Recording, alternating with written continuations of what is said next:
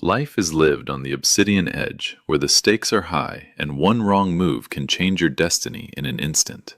Join us for a thrilling ride through the most dangerous and exciting stories of the human heart. Hit subscribe now and stay on the edge with us. My son's wife looked me dead in the eye and said the brooch was just sitting in a drawer, and nobody was using it anyway. That was the moment I understood what the last 18 months had really been.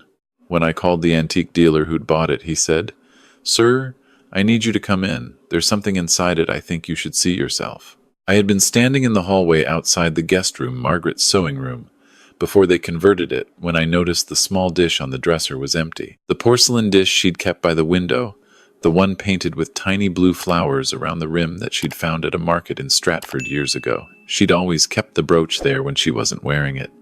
Not in a jewelry box. Not in a drawer. On that dish, in the light, where she said it looked the way her grandmother would have wanted it to look. I stood there for a moment with my hand resting on the doorframe. The sewing room smelled like my son's wife's perfume now, something sharp and synthetic that didn't belong in that space.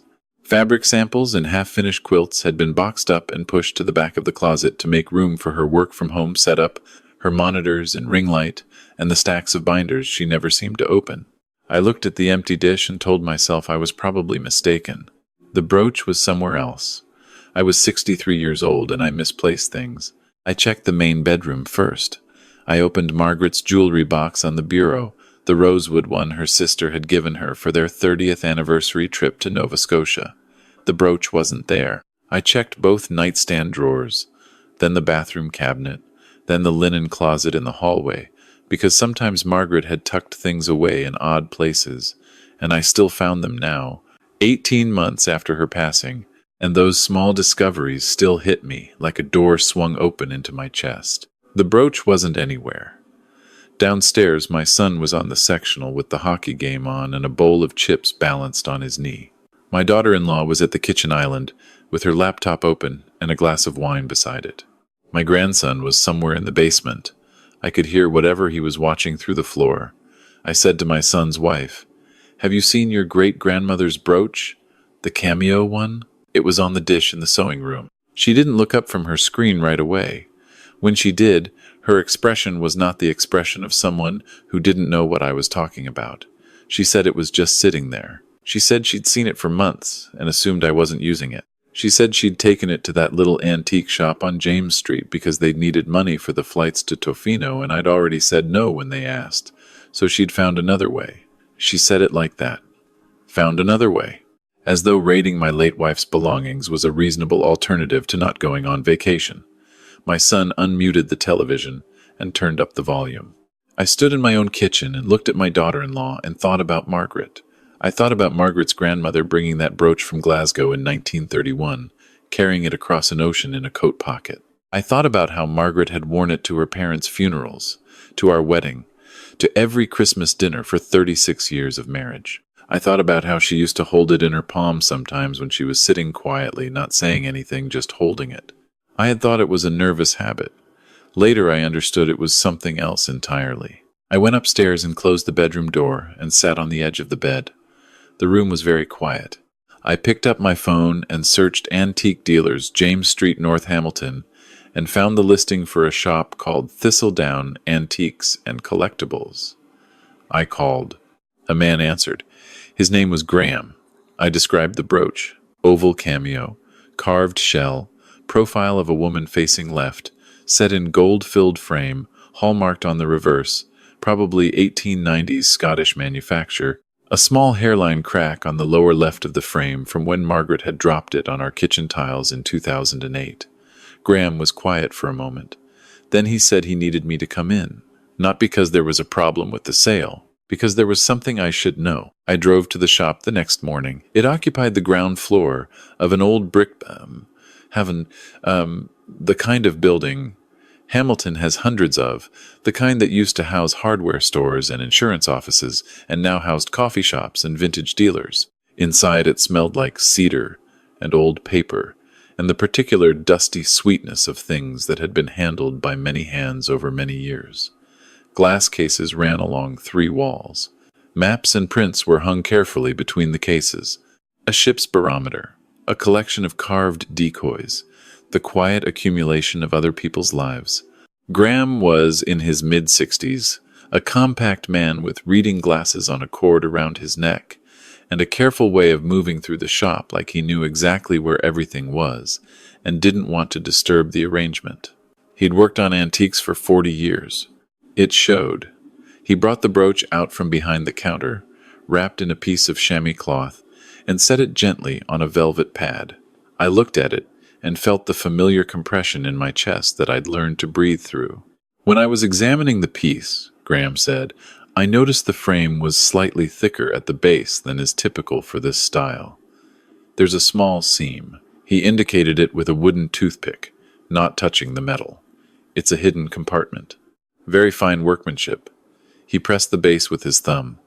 The bottom of the frame released on a tiny hinge, no bigger than the hinge on a doll's furniture. Inside, in the hollow space, was a piece of paper folded to a quarter the size of a postage stamp. I recognized Margaret's handwriting before I could even read the words. That neat, compressed script she'd used for grocery lists and birthday cards, and the notes she used to tuck into my work bag before I drove down to the job site. I used to find them in my coat pockets months later, half dissolved from the wash. The paper said, T.D. Branch, King and Maine. Box 1147. Ask for Diane. I sat in a chair Graham pulled out for me without being asked, and held the brooch and the note, and didn't say anything for a minute. Graham stood quietly behind his counter, giving me the space. He told me he hadn't said anything to the woman who'd brought it in. She'd seemed in a hurry. He'd given her $400 because that was a fair price for the piece without knowing about the compartment. Now that he knew, the piece was worth considerably more. But none of that was what he wanted to tell me. I told him the piece was my late wife's, that her grandmother had brought it from Scotland. Graham nodded as though he'd already suspected this. He said he'd hold it for me as long as I needed. He said the price was whatever I'd be comfortable with. I told him I'd pay the full value, whatever he assessed it at. He said we could talk about that later. I drove 3 blocks before I had to pull into the Tim Hortons parking lot on Barton Street and sit for a few minutes with the engine running. A February in Hamilton. Gray sky, salt-stained pavement, the ordinary grittiness of the city in winter. Inside the car it was warm. I held the brooch in my left hand. Margaret had worn it for 36 years, and I had never noticed the compartment, never thought to look. She had held a secret in her hand every time she wore it, right against her collarbone, and I had loved her and been loved by her, and never known. The T.D. Branch at King and Maine was 10 minutes away. I drove there and parked and went inside and asked for Diane. A woman in her 50s came to the desk, warm and efficient, and I explained I was there about a safety deposit box. I showed her my identification and Margaret's death certificate, which I carried in my wallet because you needed it more often than you'd think.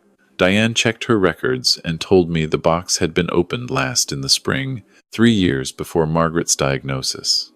The fee had been paid annually, directly from a personal account I hadn't known existed. Diane led me through a door and down a short hallway to a room of stainless steel drawers.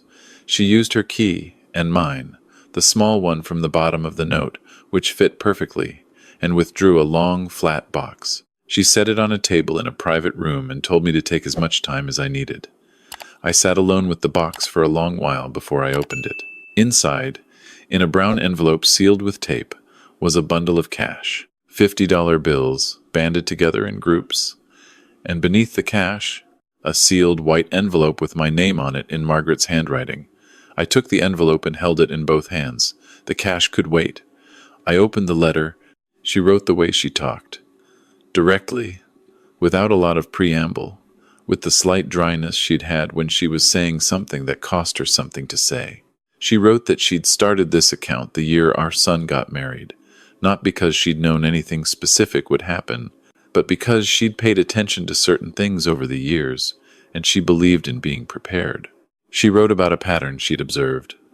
The way her son treated money that wasn't his. The way his wife looked at our house when she thought no one was watching.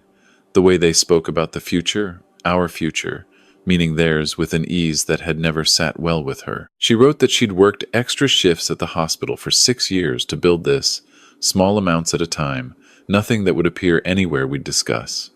She wrote that she was sorry for the secrecy. She wrote that she didn't want to be the kind of wife who hid things from her husband, but she wanted to be the kind of wife who protected her husband, and she decided that in this case those two things couldn't both be true at once. She wrote, "If you're reading this, Arthur, then something has happened that I worried might happen. I don't know exactly what it is, but I know you.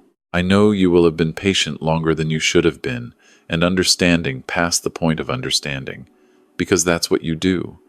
You find the best explanation for the people you love. I love that about you, but I'm writing to tell you that some people don't deserve that. That love is not the same thing as allowing yourself to be used. You worked for 38 years. This house is yours. Everything in it is yours. The money in this box is yours. Use it for yourself." She had saved $41,000. I sat in that private room at the bank for a long time. Eventually I folded the letter and put it in my inside coat pocket, where I would carry it for months. I put the cash back in the envelope and the envelope back in the box and locked it. I would come back for the money when I knew what I wanted to do with it. Driving home, I thought about everything with a clarity I hadn't had in a year and a half. My son and his wife had been living in my house since Margaret died. They'd arrived for the funeral and stayed. My son had been between jobs. His wife was working from home. They'd said it made sense to stay for a while, to keep me company, to help around the house. I had believed this. I had believed it because I was grieving, and because they were my son and my daughter-in-law, and because I needed to believe that my family was my family. In 18 months, they had not paid a single bill. Not the mortgage, not the utilities, not the property taxes, not the groceries I bought twice a week. My son had started working again by March of last year, but the money had gone to their own spending, their car payments, their streaming subscriptions, the Tofino trip. I had lent my son money 4 times since Margaret died, a total of $11,000 that I had written down in a notebook. Not a dollar had been returned. I had asked them twice to start contributing to household expenses. My son had said, of course, absolutely, as soon as things settled down. His wife had said she thought family didn't operate that way. I had let it go, both times, because I was not someone who pushed. Margaret had tried to tell me that wasn't always a virtue. I pulled into the driveway and sat in the car. Through the front window, I could see my daughter-in-law at the island with her laptop, the same position she'd been in that morning. She had not asked me where I'd gone. She had not asked about the brooch since the conversation the night before. I went upstairs and sat at the desk in the corner of the bedroom, the one Margaret had found at an estate sale in Ancaster years ago, the surface scratched and solid. I took a yellow legal pad from the drawer. I wrote the date at the top. Below it I wrote, "What I need to do." I started with documentation. Over the next 2 weeks, I moved through the house systematically. I photographed the condition of each room. The living room couch that my son had broken the middle support on and not mentioned. The scuff marks along the hallway wall from furniture my daughter-in-law had rearranged. The back porch where my son had set up a workbench without asking and left oil stains on the boards I'd laid myself in 2004. I photographed my grandson's bedroom, formerly my office, the walls marked with tape residue from posters. I wasn't angry about any particular item. I was documenting a pattern. I pulled 3 years of bank records and laid them across my desk. Every loan to my son went into a spreadsheet with dates and amounts. Every month of utilities, property tax, insurance, groceries, a total I could not believe until I added it 4 times. Over 18 months of their residence, I had spent or lent an amount that came to just under $37,000, with nothing returned. On the second Friday of February, I drove downtown to the office of a woman named Rachel Okafor. She was a lawyer who specialized in estate and property disputes, and specifically in elder financial exploitation. Her office was on the 4th floor of a building on Main Street West, efficient and book-lined, the kind of office that communicated competence without theatrics. She was in her mid-40s, with a direct manner, and the particular kind of patience that comes from having heard many versions of many stories. I placed my folder on her desk. She went through it methodically, asked sharp, specific questions, made notes. When she was done, she folded her hands and told me clearly where I stood. Under Ontario law, she said, my son and his family were tenants at will. I could establish formal rental terms at any point. If they refused to comply, I had grounds for eviction. The financial documentation I'd brought was consistent with what was defined, legally, as elder financial exploitation. The brooch had been taken and sold without my consent. That was theft. I asked how long eviction would take if contested. She said between 2 and 4 months if they fought it. Less? Often, once people understood the documentation existed and that someone serious was behind it. I told her about the safety deposit box, about Margaret's letter. She listened without interrupting. When I finished, she said, "Your wife was a smart woman." I said, "I know." Her retainer was $2,500. I signed the agreement without hesitating, which surprised me. I had hesitated at everything since Margaret died. I had hesitated to clear her clothes from the closet, to change the password on her email account, to take her name off the car insurance. But I signed this without a pause. My hand was steady. The formal notice went out the first week of March. Rachel had a process server deliver it. My son answered the door. The process server handed him an envelope. I was at the kitchen table, and I could see the hallway from where I sat, and I watched my son's face as he read the first page. He came into the kitchen holding the papers and looked at me like he was waiting for me to say it was a mistake. I told him it wasn't a mistake. His wife came in from the living room. She read over his shoulder. I watched the shift in her expression move from surprise to anger without passing through any intermediate stage. She said I had no right to do this to family. I said the house was mine. She said family didn't charge family. I said I hadn't charged anyone anything for 18 months and that had been my mistake. She said her mother would hear about this. I wasn't sure what that meant, but I said she was welcome to tell whoever she liked. My son looked at me for a long moment. He said he couldn't believe I would do this. He said his mother would be heartbroken. I told him his mother was the reason I was doing it. He didn't know what to make of that. I went back to the bedroom and closed the door. My daughter-in-law launched her campaign the next morning. She called her mother, her sister, 2 of the neighbors, and apparently a cousin who lived in Brampton and had opinions. I heard versions of these calls through the walls and through the ceiling. Over the following days, I noticed that my neighbor on the south side, a retired teacher named Frank, seemed to be avoiding the driveway when my car was there. My son's wife had a gift for narrative, for framing things in terms of her own suffering, and she had apparently put it to use. My son tried a different approach. He came to my bedroom door on the 3rd morning after the notice and knocked and asked if he could come in. I said yes. He sat on the chair by the window, the chair Margaret had used for reading. He was 41 years old, and he looked tired and more genuine than he had in months. He said he knew things had gotten out of hand. He said he hadn't been thinking clearly since his mother died. He said grief did strange things to people. He said he was sorry about the brooch, that he hadn't known his wife had taken it, which I did not believe but did not contest. He said he wanted to make things right. I asked him what making things right meant to him. He said he'd start paying rent, start contributing to groceries, start being the son he should have been. His voice had a quality I recognized from when he was young, a kind of performance of sincerity that he'd used when he was in trouble and wanted things to return to normal without the normal actually changing. I told him I appreciated what he was saying. I told him the notice stood. He said I was being cruel. I told him I was being clear, which I hadn't been for 18 months, and that was the kindness I actually had to offer him now. After he left, I sat at Margaret's desk and reread her letter. I touched the brooch where it sat on the desk beside the rosewood jewelry box. Graham had let me have it back for the price he'd paid for it, $400, and I had tried to give him more and he had refused. I'd told him about the compartment. He'd said he'd wondered about it. He said things like that turned up sometimes, in old pieces, in houses that had been in families for generations. He said people used to be practical about hiding things from people who might take them. I thought about Margaret's grandmother carrying the brooch from Glasgow on a ship, and I thought about Margaret carrying it for 36 years without ever telling me what was inside it. And I thought that the women in that family had a long history of protecting what they loved in ways that weren't obvious until they needed to be. The hearing was scheduled for April. In the weeks before it, my son's wife escalated in ways I documented carefully because Rachel had told me to document everything.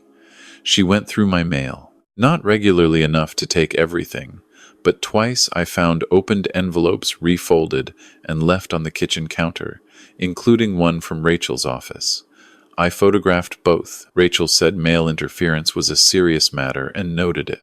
My son blocked my path in the hallway twice in 1 week, not aggressively enough that I couldn't get past, but enough that it was deliberate, enough to establish something. Both times were captured on the camera I'd installed in the living room corner. It looked like a smoke detector and operated like one too, but the wide-angle lens caught the hallway entrance clearly. The second time, my son put his hand on my shoulder and steered me backward 1 step. He said it was an accident. The camera said otherwise. I emailed Rachel the clip that evening. She responded within the hour and asked if I was safe. I said yes. She said it changes the timeline. File a police report. I drove to the nearest OPP detachment the next morning and filed it. The officer was about 35, professionally neutral, and took the report carefully. I showed her the clip on my phone. She watched it twice. She said she was noting it as a domestic incident, and that if anything further occurred, I should call immediately. Rachel filed for an emergency hearing. She cited the physical intimidation, the male interference, the documented financial exploitation, Margaret's letter, and the contents of the safety deposit box. Within 10 days, we had a date. I drove to the courthouse on a Tuesday in April. Gray sky, rain starting as I parked. Rachel was waiting in the hall outside the courtroom. She wore a dark blazer and carried those folders and had the expression of someone who was entirely comfortable in this building. My son and his wife were at the far end of the hall, with a lawyer whose suit was slightly too large for him. My son looked at the floor when he saw me. My daughter-in-law looked at the ceiling. The judge was a woman in her late 50s, gray-framed glasses, a manner that was precise and completely without interest in delay. She reviewed the submitted materials. She watched the clip of my son pushing me. She read sections of Margaret's letter, which Rachel had included as evidence of a pre-existing pattern of financial predation. She read the financial spreadsheet. She asked my son's lawyer if his clients disputed any of the documented loans. The lawyer said they considered the money to have been gifts. The judge asked if there were any written agreements to that effect. There were not. She asked if there was any documentation of the arrangement regarding household expenses. There was not. She asked if there was any documentation of the arrangement regarding tenancy. There was not. She said the evidence presented was consistent with a pattern of financial exploitation of an elder, and that the physical incident, regardless of how any party characterized it, was documented and corroborated. She issued a restraining order requiring my son to maintain a distance of 3 meters from me within the shared residence. She scheduled a full eviction hearing for 6 weeks out, and noted that based on what she'd seen, she expected the outcome to be straightforward. My son's lawyer tried to speak. The judge said she had heard enough for today. Outside, in the hall, my son came toward me. He stopped the required distance away. He said, "Dad, please." He said, "Where are we supposed to go?" His voice had the quality of someone finally confronted with the reality they've been performing their way around. I said I'd given him 18 months. I said I'd given him his whole life, actually, and the accounting on that was not something I was interested in doing. I said Rachel would send the formal timeline. He looked at me for a long moment. There was something in his face that might have been genuine, a flicker of something underneath the self-pity. I thought about the boy he'd been at 10 years old, helping me build the deck on the back porch, asking questions about joinery, genuinely interested, genuinely present. I didn't know when that had changed or why, or whether anything I'd done had been part of it. I thought about Margaret's letter. I thought about the word she'd used, pattern. I nodded at him. That was all I had. I walked out into the rain. Rachel called me the night before the eviction hearing to say she didn't think we'd need to use much of our time. The documentation was substantial. She said I should be prepared for it to be emotional. I told her I'd been emotional for 18 months, and I thought I'd largely worked through the acute phase. The full hearing was an hour. The judge reviewed everything. My son's lawyer made an argument about extenuating family circumstances and the informal nature of the arrangement and the genuine distress his clients were experiencing. The judge listened to all of it. Then she looked at my son and his wife and said that the law did not distinguish between informal and formal arrangements when one party could clearly demonstrate ownership and the other could demonstrate no legal claim. She said the documented financial exploitation and the physical incident substantially reduced whatever sympathy the court might otherwise have extended. She said she was granting the eviction, 60 days. My daughter-in-law began crying. My son sat very still. I felt something settle in me when the judge spoke. Not triumph, settlement, like a load-bearing wall being confirmed as solid. I made 2 decisions in the weeks after the hearing. The first was to sell the house. I told Rachel during a call. She said it was a significant decision and asked if I was certain. I told her that the house had been mine and Margaret's, and that now it was mine alone, and that the next thing it should be was someone else's entirely. I said I was 63, and the house had 4 bedrooms, and I had been rattling around in it alone for a year before my son arrived, and selling it while my son and his wife were still fighting the eviction was the most efficient way to remove the thing they were fighting over. Rachel said, "Strategically, it's very clean, and personally, it sounds like the right call." I listed with a woman named Sandra, who'd sold 2 houses on my street and knew the Hamilton market in the way that only comes from decades of attention. She assessed the house at just under $700,000, which surprised me until I remembered what had happened to the city in the years since Margaret and I had bought it. Sandra said with some cosmetic updates we'd be comfortable at that number. I said I'd like to list this week if possible. My son's wife walked into the kitchen while Sandra was measuring the living room and said, "What is going on?" I said I was selling the house. She looked at Sandra, and then at me, and then at Sandra again. She said I couldn't do that. I said the deed was in my name, and I could. She sat down at the kitchen island and didn't say anything for a long time. Then she said, "Where do you expect us to go?" I told her that was something she and my son should have been thinking about 18 months ago. The listing went up on a Wednesday. I had my first offer by the following Monday. A couple in their early 30s, teachers both of them, who walked through the house with a kind of reverence that Margaret would have appreciated. They were pre-approved and wanted a 60-day close, which aligned perfectly with the eviction timeline. I accepted their offer. My son tried twice in the last weeks before they left to have what he called a real conversation. The first time I listened for 10 minutes and then said I had to be somewhere. The second time I told him clearly that I loved him and that what I was doing was not the opposite of love, and that if he wanted a relationship with me after he was settled elsewhere, I was not closing that door, but the door to this house was closed, and no amount of conversation would change that, and the kindest thing I could do was be direct about it rather than let him continue to believe that the right argument would change the outcome. He left me alone after that. The moving truck came on a Saturday in June. Gray again. Hamilton does a lot of gray, which I've always found honest about it. And I stayed in my bedroom until the sounds of boxes and furniture and my daughter-in-law's sharp instructions had moved out to the truck and the truck had gone. Then I walked through the house. They had not been careful. Gouges in the hardwood from the sectional being dragged. A fist-sized dent in the drywall of the guest room that I noted in the photo log with a flat feeling that was not quite anger and not quite vindication. A water ring on Margaret's desk that I touched with my finger and then stopped touching.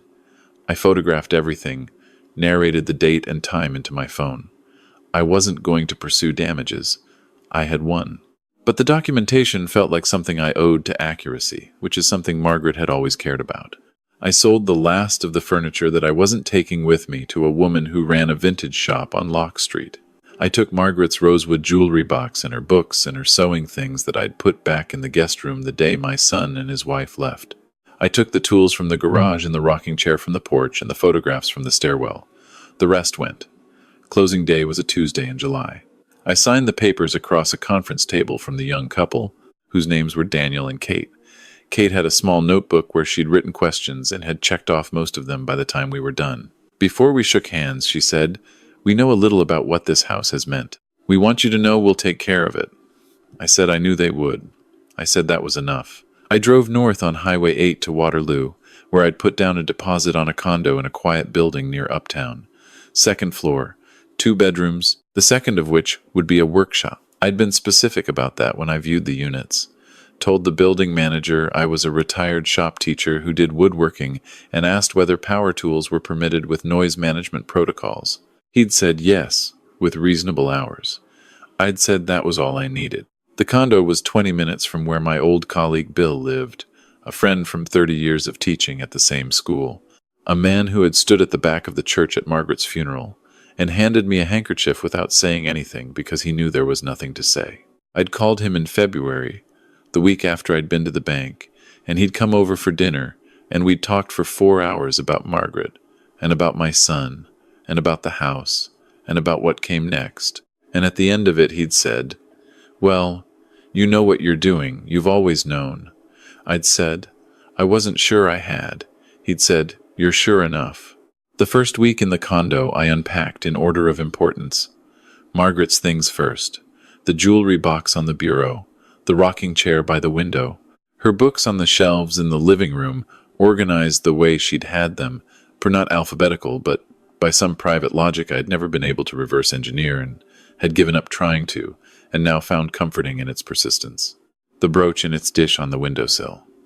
Then my tools. I spent a weekend setting up the workshop. Pegboard on one wall, tools hung in their places. The workbench I'd built myself in 1997, which I'd had moved rather than leave it. The table saw I'd bought when Daniel and Kate's money came through. The smell of wood and machine oil and clean sawdust. I tested the table saw on a piece of scrap pine, and the sound of it filled the room and bounced back off the concrete walls and felt like the most uncomplicated thing I'd experienced in 2 years. My son called 6 times in the first month after the sale. I watched the calls come in and did not answer. His wife texted twice. I read the texts and did not respond. My grandson, who was 17 and had been a bystander to most of this, texted once to say he was sorry about everything and that he loved me. I called him back immediately. We talked for 40 minutes. I told him none of this was anything to do with him. He said he knew, but it still felt weird. I said that was fair. I changed my phone number and gave it to Bill, my doctor, the building manager, and my grandson. No one else. Rachel sent a final accounting in August. Everything concluded. The restraining order had expired without incident. Jennifer had made one attempt to file for a guardianship assessment, claiming I was not mentally competent to manage my own affairs, and the family court had dismissed it after a routine interview with my physician, who had sent back a letter that Rachel described as blunt and persuasive. I was 63, in good health, sharper than I'd been in years, if anything, and the suggestion that I was incompetent was, as my doctor put it, not supported by any evidence whatsoever, and appeared to be motivated by interests unrelated to my welfare. I updated my will in September. I sat in Rachel's office and signed new documents.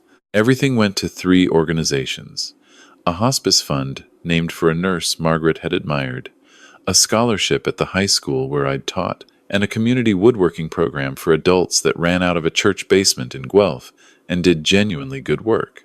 My son was excluded explicitly, with a line of plain language explaining that he had received substantial financial support during my lifetime and had conducted himself in ways that made further bequest inappropriate. Rachel asked if I was at peace with that. I thought about it for a moment. I said peace was a strong word, but clarity was closer, and yes, I was. On a Saturday in October, the 1-year anniversary of Margaret's diagnosis 3 years ago, I got up before light and made coffee in my small kitchen and stood at the window, watching the sun come up over the university buildings to the east. The sky was that specific Waterloo October color, the one that is not quite orange and not quite gold, and stays for only about 20 minutes before the day becomes ordinary. I stood there until it was done. I took the brooch from the dish on the windowsill and held it in my palm. I'd made a case for it in the workshop over the summer, mahogany with a glass front and a small brass hook inside, fitted to hold the brooch at exactly the angle the light caught it best. It hung on the living room wall beside Margaret's photograph. I put the brooch back and touched the edge of the case lightly. I said, "I found it, Maggie. Everything you left me." I said, "I'm sorry it took me so long." I thought I could hear her voice, the particular dryness she brought to affection. She would have said, "You got there, and that is the thing that counts." I drove over to Bill's house at 10. He had the chessboard set up at the kitchen table. His wife made tea and then left us to it, which was her courtesy. We played for 2 hours. He beat me twice, and I beat him once, and both times I beat him, he accused me of hustling, and I told him I was just paying attention. Driving home, I thought about what Margaret had written, that some people don't deserve the best explanation you can make for them. That love is not the same as allowing yourself to be used. I thought I'd understood those sentences the first time I read them, but I'd understood them better every month since, the way you understand certain things, only by moving through time with them. My workshop was where I went in the evenings. There was always something in progress on the bench. I was making a cabinet for the bedroom, oak with small inlaid panels, a detail work that required patience and a fine chisel and the specific kind of concentration that clears everything else. I'd been a shop teacher for 38 years, and I knew the particular satisfaction of a joint cut cleanly, of a surface planed smooth, of a piece of wood becoming a thing that would outlast you. I'd taught it to hundreds of students, and a few of them had understood it, and one or two had loved it the way I loved it. I thought teaching was like that, mostly transmission, sometimes transformation. I swept the sawdust from the bench and hung my tools back on their pegs and turned off the shop light.